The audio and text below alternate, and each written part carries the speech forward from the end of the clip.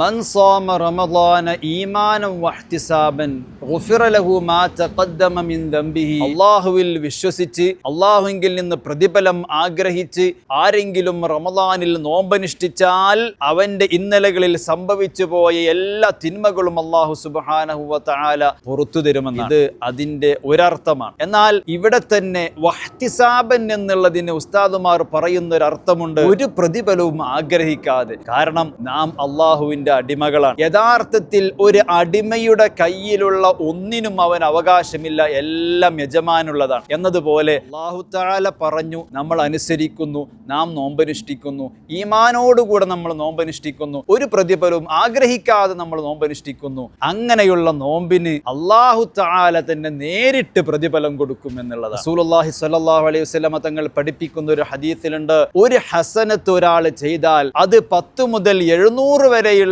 ഇരട്ടിയായിട്ടാണ് അല്ലാഹു തആല പ്രതിഫലം കൊടുക്കുക. അതേ സമയത്ത് അതിൽ നിന്ന് അല്ലാഹു തആല നോമ്പിനെ ഒഴിവാക്കുകയാണ്. ഇല്ല സൗമ, നോമ്പൊഴികെ, ഫഇന്നഹു ലീ, അത് എനിക്കുള്ളതാണ്, വ അന അജ്സി ബിഹി, ഞാൻ അതിന് പ്രതിഫലം കൊടുക്കും. അത് എത്രയാണെന്ന് കണക്കില്ല. അപ്പൊ കണക്കില്ലാത്ത പ്രതിഫലം അല്ലാഹുവിന്റെ ഭാഗത്ത് നിന്ന് ലഭിക്കും. പക്ഷേ നാം അല്ലാഹുവിൽ വിശ്വസിച്ച് അല്ലാഹുവിന്റെ പൊരുത്തം ആഗ്രഹിച്ചുകൊണ്ട് നോമ്പനുഷ്ഠിക്കുക. അല്ലാഹു തരും ഇൻഷാ അല്ലാഹ്.